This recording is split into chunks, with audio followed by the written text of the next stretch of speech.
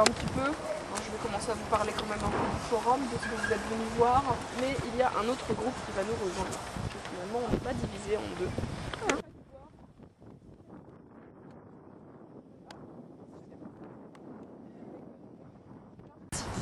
Alors donc, vous en avez un de l'autre côté. Au niveau où vous avez les ouvriers, là-bas, vous avez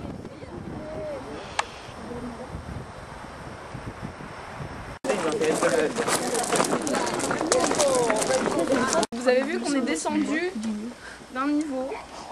Alors donc on est en dessous de cette galerie qui est ici. Alors la galerie qui est ici en forme de U. Alors donc on est à peu près ici. Petite fenêtre, exactement.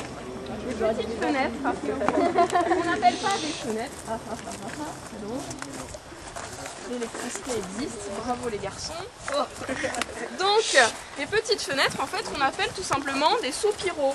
Encore aujourd'hui, si vous avez une cave, vous avez peut-être ce genre d'ouverture, de soupirail comme ça, qui permet tout simplement parce qu'en fait, il faut toujours s'imaginer quand vous visitez un site archéologique de période romaine, gallo-romaine, que les Romains ne voyaient pas les murs ou les piliers comme celui-ci, mais qu'ils voyaient les murs et les piliers comme celui-ci.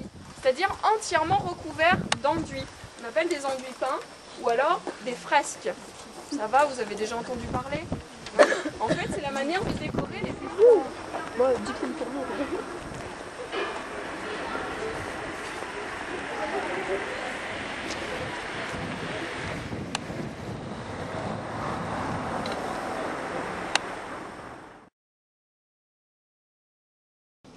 Avec chacun.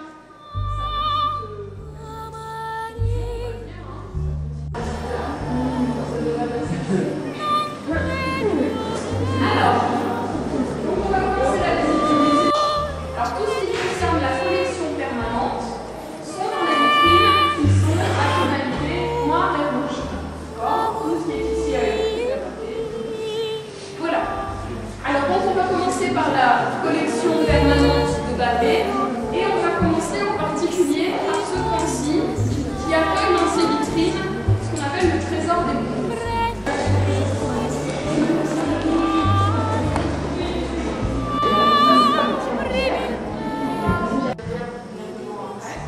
Alors donc, les objets concernant la religion, c'est-à-dire qu'ici vous pouvez voir le gallo-romain. Je vous rappelle, on est dans un musée gallo-romain, donc on revient.